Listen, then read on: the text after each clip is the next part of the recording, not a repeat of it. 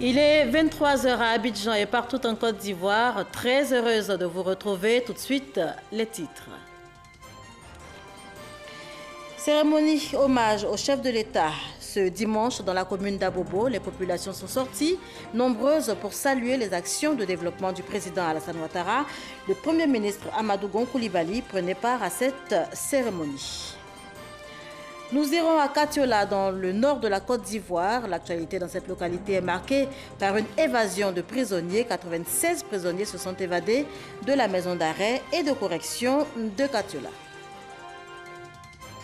Et puis du 4 au 8 septembre prochain, la Côte d'Ivoire va abriter la 7e édition du Forum de Révolution verte en Afrique. Quel enjeu? On en parle également dans ce journal. Mais avant, on s'intéresse à cette cérémonie hommage au chef de l'État. C'était ce dimanche dans la commune d'Abobo. Les populations sont sorties, nombreuses pour saluer les actions de développement du président Alassane Ouattara. Le Premier ministre Amadou Gon Coulibaly prenait part à cette cérémonie. On en parle tout de suite avec Gabriel Zani. Le meeting du RDR de ce dimanche à Abobo est un mini-congrès avant les véritables assises du 9 et 10 septembre. Tout le Gotha républicain en contact avec les militants de base pour soutenir le président de la République. Une démonstration de force, de fidélité des militants. Ce meeting est un grand débat pour nous, est une structure même qui a objectif de fédérer, soutenir le président Alassane Ouattara, a conduit la Côte d'Ivoire à l'émergence 2020. Donc il était notre obligation vraiment de s'impliquer à ce meeting et mobiliser aussi la jeunesse ivoirienne au grand rendez-vous qui est le 3e congrès du RDR. Nous sommes venus pour sonner la mobilisation par rapport au congrès du 9 au 10. Nous allons aller au congrès pour plébisciter le président Alassane Ouattara à la tête de notre parti, le RDR. Le RDR passe un message par ce rassemblement, celui de rester solidaire aux leaders qui représentent le parti. Hommes de fraternité, d'amitié, de devoir, de droiture, de parole et d'engagement, constamment à la recherche du bien-être de ses concitoyens. ADO est pour nous la boussole de phare.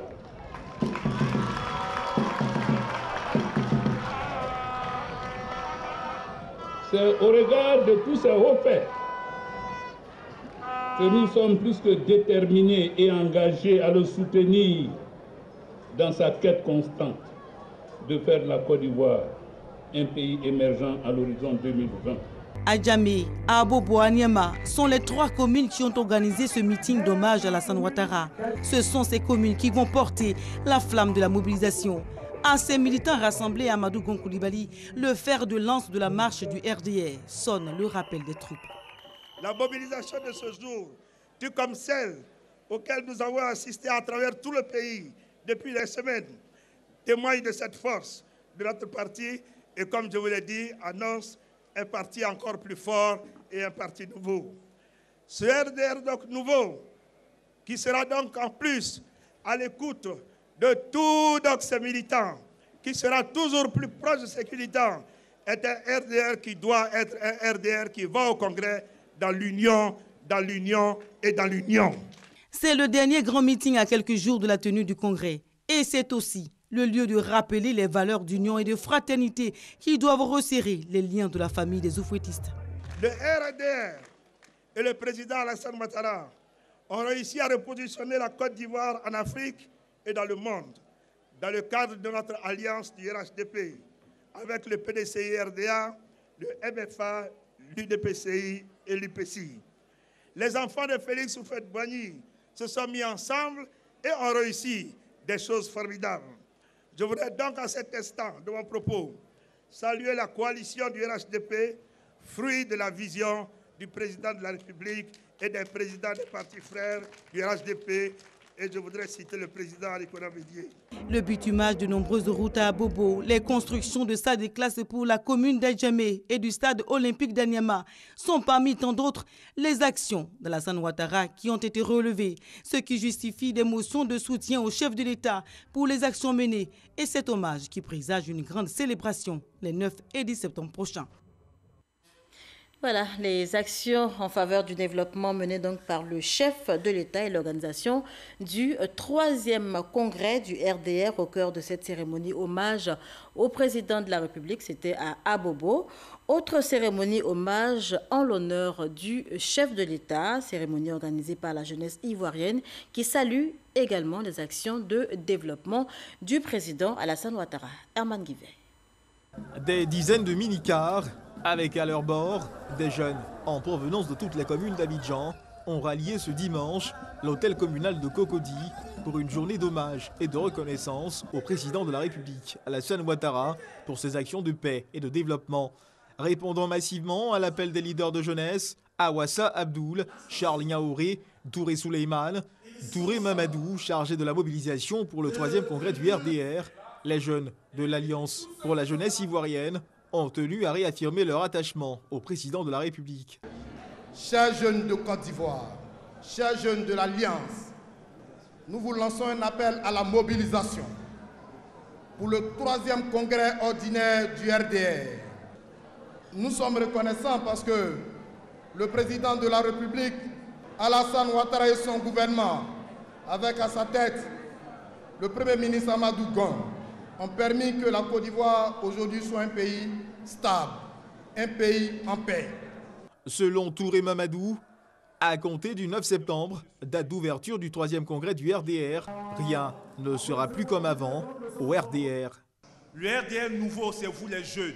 À partir du 9, plus rien ne sera comme avant. Organisez-vous. C'est ceux qui seront organisés qui vont profiter de la politique du président Ouattara. C'est vrai qu'on dit le congrès du RDR. Mais vous êtes un mouvement de soutien à Alassane Ouattara qui vient prendre la tête du RDR. Ça sera aussi le congrès d'un mouvement de soutien à Alassane Ouattara. Une cérémonie placée sous le parrainage d'Ahmed Bakayoko, cadre du RDR. Les jeunes de l'Alliance pour la jeunesse ivoirienne ont fait la promesse de se faire les porte-flambeaux d'une Côte d'Ivoire nouvelle, une Côte d'Ivoire qui avance et qui gagne avec Alassane Ouattara. Direction Katiola, dans le nord de la Côte d'Ivoire. L'actualité dans cette localité de la région du Hambol est marquée par une évasion de prisonniers. 96 prisonniers se sont donc évadés de la maison d'arrêt et de correction de Katiola. 13 ont été retrouvés et ramenés en prison. Les enquêtes sont en cours pour élucider les circonstances de cette évasion. On en parle avec Soro Kourouna et Kader Sogodogo. Maison d'arrêt et de correction de Katiola, centre nord de la Côte d'Ivoire. Un dimanche vécu difficilement. 96 individus en détention dans cette prison se sont évadés. Selon des sources pénitentiaires, c'est aux environs de 5h30 que tout a commencé. Un détenu, ex-pensionnaire de la maison d'arrêt et de correction d'Abidjan, Maka, serait à la base de cette évasion de masse. Toujours selon nos sources, le détenu, après avoir ouvert sa cellule, a aidé les autres prisonniers à ouvrir les leurs. Une fois dans la cour, ces prisonniers ont pris en otage le garde de faction avant d'ouvrir le grand portail. Des tirs de sommation n'ont pu dissuader ces prisonniers. Sur 96 évadés, seulement 13 ont été retrouvés. Des patrouilles sont en cours pour rattraper les 83 autres prisonniers évadés. Dans la ville, aucune psychose n'est à noter. La maison d'arrêt et de correction de Katiola, ce sont environ 200 détenus qui y sont incarcérés. Sachez également qu'à Songon, 6 individus armés ont mené une attaque dans la nuit d'hier à aujourd'hui à la gendarmerie. Bilan, un blessé parmi les gendarmes. Des renforts ont été envoyés à Songon et à 7 heures, la situation est au calme. On change complètement de sujet à présent. Les habitants de Bianois ont désormais de l'eau potable en quantité suffisante. La station de traitement d'eau potable de la localité a rouvert. Bianois est une localité du sud-est de la Côte d'Ivoire. C'est dans le département d'Aboisseau. On y va tout de suite avec Gabriel Zané. L'eau est pure et buvable. La station de traitement d'eau potable de Bianois remise en service ce jeudi 30 août. Pendant près de 7 mois, elle est restée fermée, l'eau devenue trop boueuse, difficile à traiter. En cause, Les activités des orpailleurs clandestins installés en amont du fleuve au Ghana voisin, explique le directeur de l'exploitation à l'ONEP, Office national de l'eau potable. Le problème se passait au Ghana. Les gens qui se donnaient aux activités d'orpaillage mettaient dans cette eau-là assez de boue et l'eau était boueuse. De telle sorte que ce compartiment que vous voyez, ce dispositif, n'était pas à même de pouvoir traiter cette eau-là. C'est pour cela qu'on l'a arrêté. Et puis, autre motif aussi, on se disait que cette eau qui venait pouvait être polluée par des agents chimiques qui utilisent les orpailleurs. Cette remise en service est le résultat de plusieurs mois de travail acharné et aussi de discussions avec les autorités ghanéennes. Un succès. Les autorités ivoiriennes s'en réjouissent. Grâce aux interventions du président de la République et du Premier ministre, ces problèmes ont été résolus. Nous avons mis un peu de temps pour faire toutes les analyses possibles. Et il y a cela 3 jours, on a été informé par la SODECI que les problèmes ont été résolus et qu'il fallait reprendre la desserte en eau potable de la ville de Bianois. Le captage de l'eau brute se fait ici, dans la Bia, le fleuve transfrontalier. Elle est acheminée dans des tuyaux à la station de traitement pour suivre le circuit de la salle de traitement, au filtre à sable et enfin à la bâche qui sert à stocker l'eau potable. La station a une capacité de production de 1300 mètres cubes, soit 1 300 000 litres par jour, de quoi satisfaire les attentes en eau potable des 11 000 habitants de Bianois, localité du sud-est de la Côte d'Ivoire. On parle sport à présent. Marie-Josée Talou, la sprinteuse ivoirienne, a été battue de justesse, vous vous en souvenez certainement, le 6 août dernier par l'américaine Tori Boyi. La double vice-championne du monde du 100 et du 200 mètres était justement sur le plateau du 20h ce dimanche. Marie-Josée Talou qui est revenue sur cette course du 6 août dernier. Je vous propose de l'écouter. Moi, je n'ai pas regardé vraiment ma course. J'étais focalisée sur la ligne d'arrivée. Du coup, je n'ai pas vu l'autre qui venait. Et c'est après, quand j'ai revu la course, je me suis dit mince. Mais après, comme on dit, tout ce que Dieu donne, on prend. Donc, moi, j'ai pris ma médaille d'argent, vu que c'est la première médaille internationale que j'ai.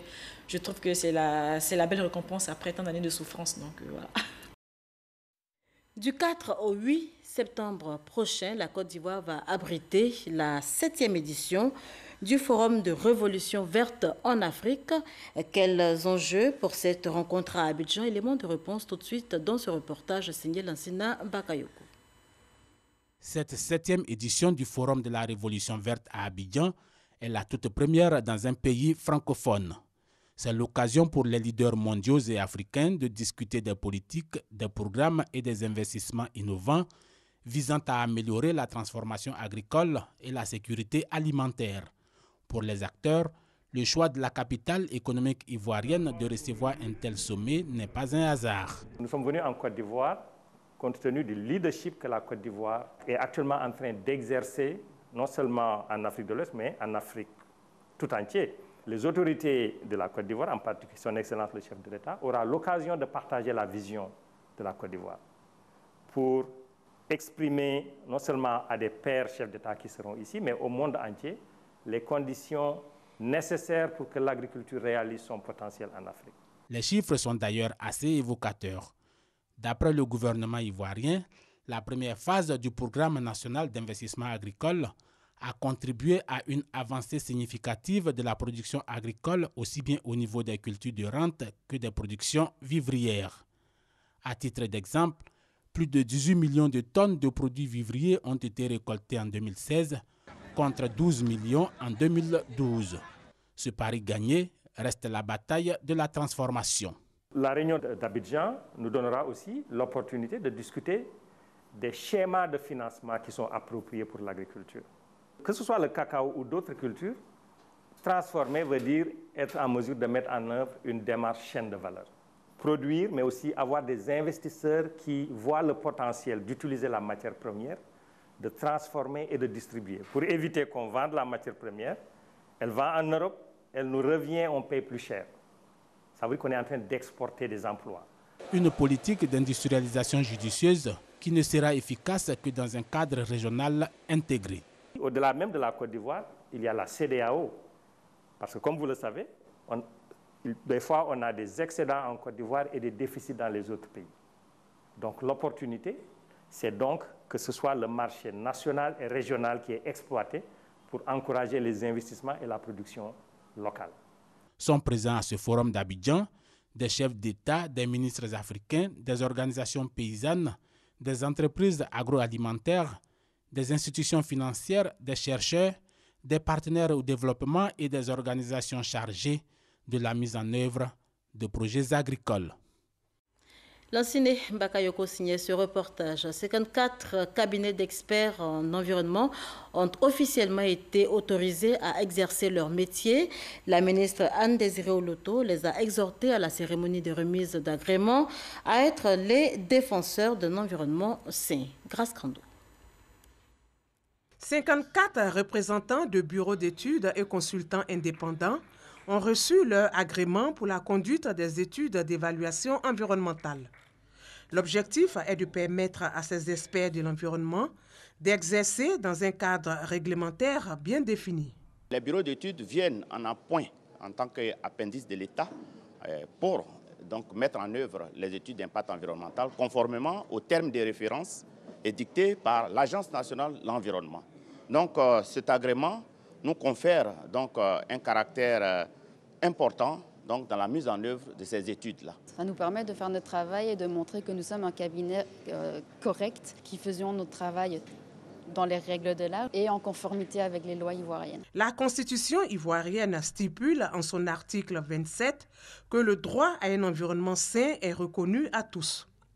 Dans cette perspective, le gouvernement a pris des mesures, notamment au plan institutionnel, avec la création de l'Agence nationale de l'environnement dénommée l'ANDE. L'ANDE, au-delà de sa mission de garantir la prise en compte des préoccupations environnementales dans les politiques, dans les plans et programmes, ainsi que les projets de développement, est chargée, entre autres, de conduire la procédure de mise en œuvre des études d'impact environnemental, cet agrément que vous avez longtemps espéré, au-delà du volet économique qu'il représente pour vous, ce doit en vérité d'être votre engagement à garantir à nos concitoyens leur droit à un environnement sain. Et ce, bien évidemment, en synergie avec l'action gouvernementale. La ministre Anne-Désirée Oloto a encouragé ses experts de l'environnement à insuffler la rigueur et le professionnalisme dans l'exercice de leur mission. Bientôt la rentrée scolaire, plus que quelques jours seulement pour regagner les salles de classe. Mais avant, l'inscription en ligne est à l'ordre du jour. Constat sur le terrain avec Tevi Soyo et Franck Quadio. La rentrée des classes, c'est dans quelques jours. Et pour s'inscrire, il faut composer désormais avec le numérique. Dans ce cybercafé, autrefois grouillant d'élèves, le gérant s'étonne aujourd'hui du manque d'engouement en cette période de l'année. On peut compter le nombre, alors que les années précédentes, bon, j'avais vraiment de l'engouement. Cette année, bon, à peine quelques personnes qui viennent. Donc... Un tour dans cet autre cyber, même constat. C'est dû au fait que les paiements mobiles sont vulgarisés. Voilà, tout le monde arrive à le faire avec son téléphone à la maison. Bon, où qu'il soit, il arrive à faire le paiement avec son téléphone. Donc, ils ne se sentent plus obligés de venir au cyber pour faire l'inscription en ligne. Mais pour commencer le processus, se rendre à son école pour les premières formalités. Direction donc les établissements d'enseignement technique et général, communes choisies par notre équipe. Cocody pour un premier constat. Au lycée classique, puis au lycée technique, ce n'est pas l'affluence des grands jours. De petits groupes d'élèves et de parents sont aperçus par endroits, le mobile, se renseigner. Je ne suis pas encore inscrite parce que je n'avais pas assez de renseignements pour l'inscription en ligne. Je n'ai pas encore fait mon inscription en ligne, j'attendais après les fêtes et ce que moi et mes parents avons décidé. Quelques-uns ont cependant réussi à s'inscrire en ligne. D'abord, je suis parti d'un cyber, puis on demande à ce que je parte dans une agence réseau téléphonique afin de pouvoir payer et venir retirer le reçu après dans un cyber. et je suis parti. Tout s'est bien passé, il n'y a pas eu de complications. Il y a ceux malheureusement confrontés, comme Aruna, élève en première D, à certaines difficultés. Accompagné de sa sœur, Aruna se rend au ministère de l'Éducation nationale pour mieux comprendre. Après quelques échanges, tout semble rentrer dans l'ordre. Bon, je suis venu, ils m'ont expliqué, ils ont résolu mon problème. Maintenant, ils peuvent m'inscrire en ligne normalement. Le jeune homme repart satisfait, mais tout ce temps mis pour une inscription, de quoi inquiéter certains parents. Cette affaire d'inscription en ligne, là, il faut qu'on nous explique au mieux. Parce qu'on inscrit les enfants depuis la classe de 6e jusqu'à la terminale. Ils ont le même numéro de matricule. On les inscrit chaque année à 3 000 et à 6 000. C'est selon, soit au privé ou au public. Mais qu'on nous explique. Parce que le numéro de matricule, il ne change pas. Il suit l'enfant de la 6e à la terminale. D'où vient-il que chaque année, on va faire une inscription en ligne? Une préoccupation qui trouve sa réponse avec le chargé du suivi d'études des opérations de l'inscription en ligne. L'intérêt de l'inscription en ligne, ça permet aux établissements de fonctionner avant la mise en route de leur budget par l'État. L'inscription en ligne a également pour objectif lutter contre les inscriptions parallèles dans les centres scolaires. Elle concerne les élèves de l'enseignement technique et général de la 6e à la terminale. L'élève qui ne s'inscrit pas en ligne s'expose au refus d'être admis dans les établissements pour suivre le cours.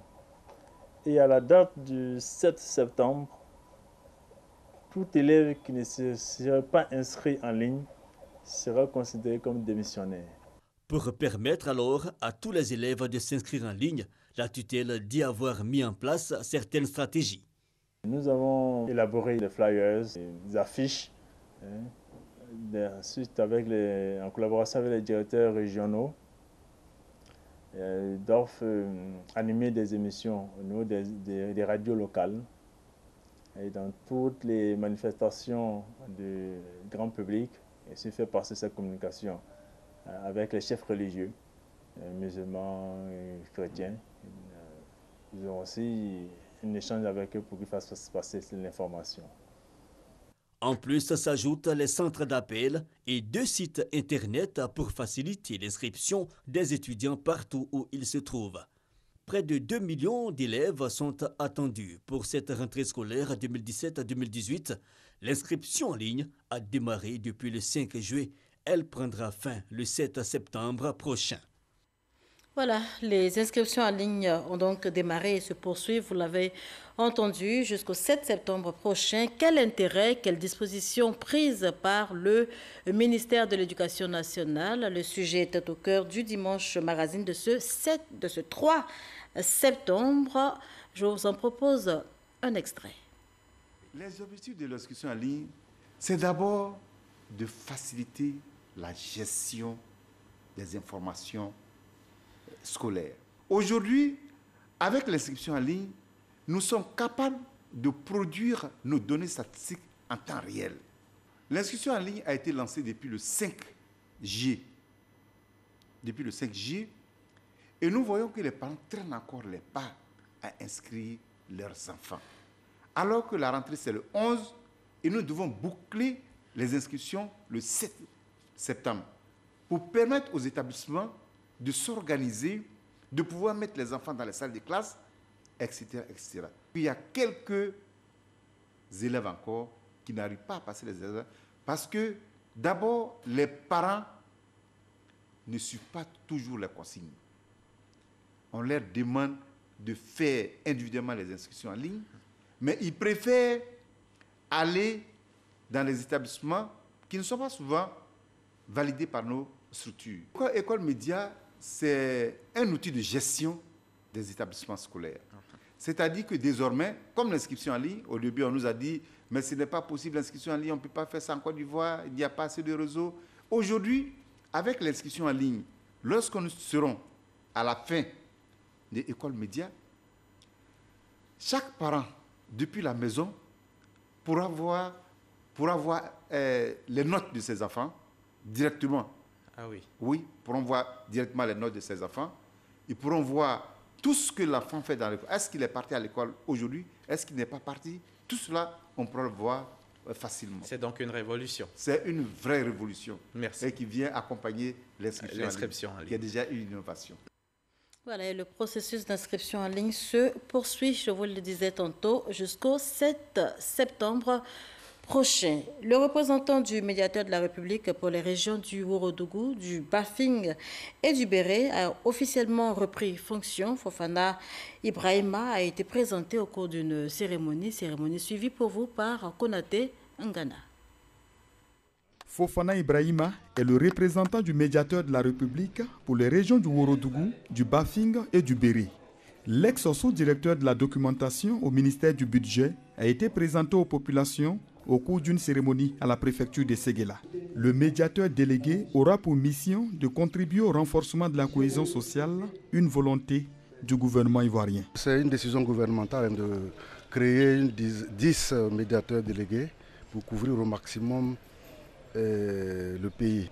Donc au lieu d'aller au tribunal pour régler certains problèmes, on saisit un médiateur qui écoute les deux parties et qui essaie de les rapprocher à la satisfaction des deux parties. L'exercice de cette importante fonction exige la possession d'une somme d'expérience de l'administration publique et de nos us et coutumes. Avant même mon arrivée, il y avait des problèmes, mais il y avait souvent des tentatives de solutions, pour ne pas dire des solutions même.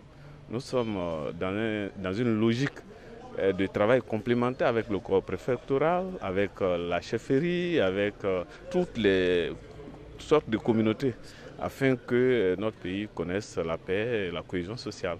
Avant l'étape de Séguéla, l'organe de médiation ivoirienne a installé les délégations de Daloa, d'Odiéné et de San Pedro. Une politique de décentralisation qui rapproche les services du médiateur de la République des citoyens vivant à l'intérieur du pays. Une page religion dans ce journal Hadj 2017. Les pèlerins ivoiriens ont tous validé leur Hadj en respectant le circuit culturel tel que recommandé par Dieu selon le Saint-Coran.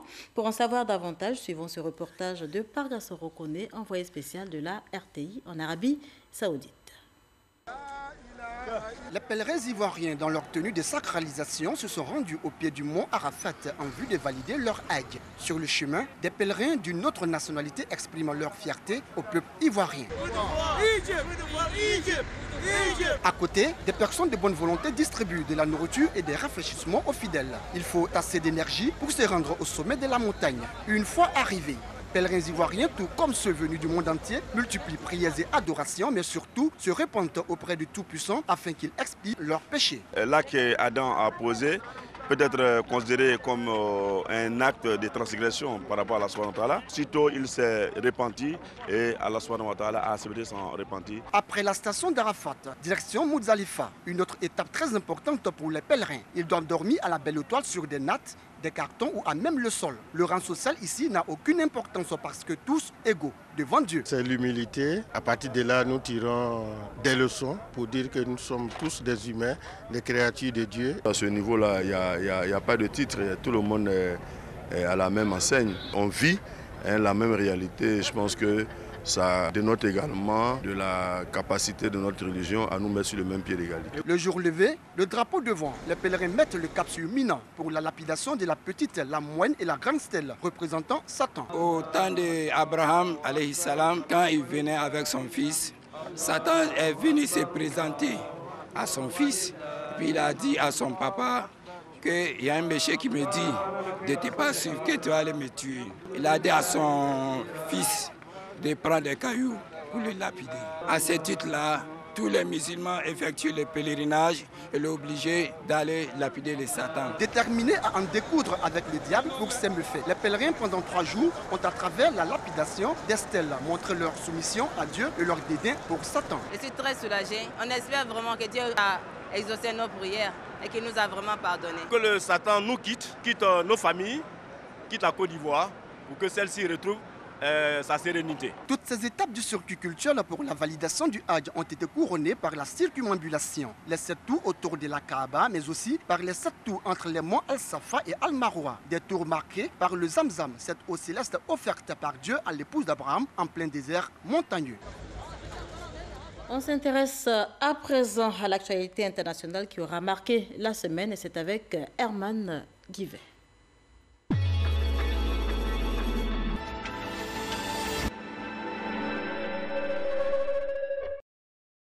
L'ex-procureur général du Venezuela, Luisa Ortega, qui appuie son pays où elle se considère victime d'une persécution politique, a dénoncé lundi dernier au Costa Rica la volonté supposée du gouvernement vénézuélien de chercher à l'abattre. Chaviste dissidente, elle a été démise de ses fonctions le 5 août dernier par la toute nouvelle Assemblée constituante, acquise au chef de l'État vénézuélien, Nicolás Maduro. Le chef de l'opposition zambienne, Hakainde Hichilema, a promis mardi qu'il ne chercherait pas à se venger de ses 4 mois d'incarcération pour trahison et a assuré avoir pardonné à ceux qui l'ont ordonné. Il s'exprimait devant plusieurs milliers de ses partisans, réunis dans la cathédrale anglicane de la Sainte-Croix, dans Lusaka, pour célébrer son retour à la liberté. Des milliers de Vénézuéliens ont marché à Caracas mercredi dernier pour honorer la mémoire des 125 personnes tuées au cours des violentes manifestations qui ont secoué le pays entre avril et juin. Les combats qui opposent les rebelles musulmans Rohingyas et l'armée dans le nord-ouest de la Birmanie ont fait au moins 400 morts en une semaine et poussé des dizaines de milliers de personnes à fuir vers le Bangladesh au péril de leur vie. Le secrétaire général de l'ONU, Antonio Guterres, a appelé les forces de sécurité birmanes à la retenue contre la minorité musulmane. Des dizaines de milliers de Rohingyas ont pris la route. Selon les derniers chiffres de l'ONU vendredi, 38 000 personnes sont arrivées au Bangladesh depuis une semaine. Ces réfugiés sont quasiment tous des Rohingyas. Un nouvel incendie s'est déclenché vendredi dernier en fin de journée dans l'usine de produits chimiques d'Arkema aux États-Unis. Une usine frappée par la tempête Harvey, d'où s'élevaient des flammes et une épaisse fumée noire potentiellement dangereuse. Alors que les opérations de secours dans les régions inondées du sud des États-Unis redoublaient d'intensité, le vice-président américain Mike Pence a rendu visite jeudi aux résidents de Rockport, au Texas. Le président américain Donald Trump a promis de faire un don personnel d'1 million de dollars aux victimes des inondations de la tempête Harvey, a annoncé la Maison-Blanche. Le président kényan Uhuru Kenyatta a critiqué samedi dernier la Cour suprême au lendemain de l'annulation historique de sa réélection et exclut tout remaniement en profondeur de la controversée commission électorale chargée d'organiser le nouveau scrutin d'ici le 31 octobre. La Cour suprême kenyane a pris vendredi dernier une décision à la portée historique en invalidant pour irrégularité la réélection du président sortant Uhuru Kenyatta, une décision saluée par l'opposant Raila Odinga. Dans une adresse à la nation, Uhuru Kenyatta lui a marqué son désaccord avec cette décision, mais a toutefois déclaré qu'il la respecterait. Tout en appelant ses concitoyens à maintenir la paix, il a déploré qu'alors que des millions de Kenyans avaient fait leur choix, 6 personnes aient décidé d'aller contre la volonté du peuple. L'annonce de la victoire de Uhuru Kenyatta s'était accompagnée de manifestations et de meutes violemment réprimées par la police, dans lesquelles au moins 21 personnes avaient été tuées. La Corée du Nord a mené un 6e test nucléaire ce dimanche avec des moniteurs sismiques mesurant une explosion de magnitude 6,3 près de son site d'essai principal en augmentant ses ambitions d'armement à de nouveaux sommets. Qualifié de séisme artificiel, ce 6e essai nucléaire serait 5 à 6 fois plus puissant que celui provoqué par son 5e test. Les Nord-Coréens, eux, se réjouissent de ce succès annoncé. Le président américain Donald Trump a lui affirmé ce dimanche qu'une politique d'apaisement envers la Corée du Nord ne fonctionnera pas après l'annonce de ce test réussi par le régime de Pyongyang.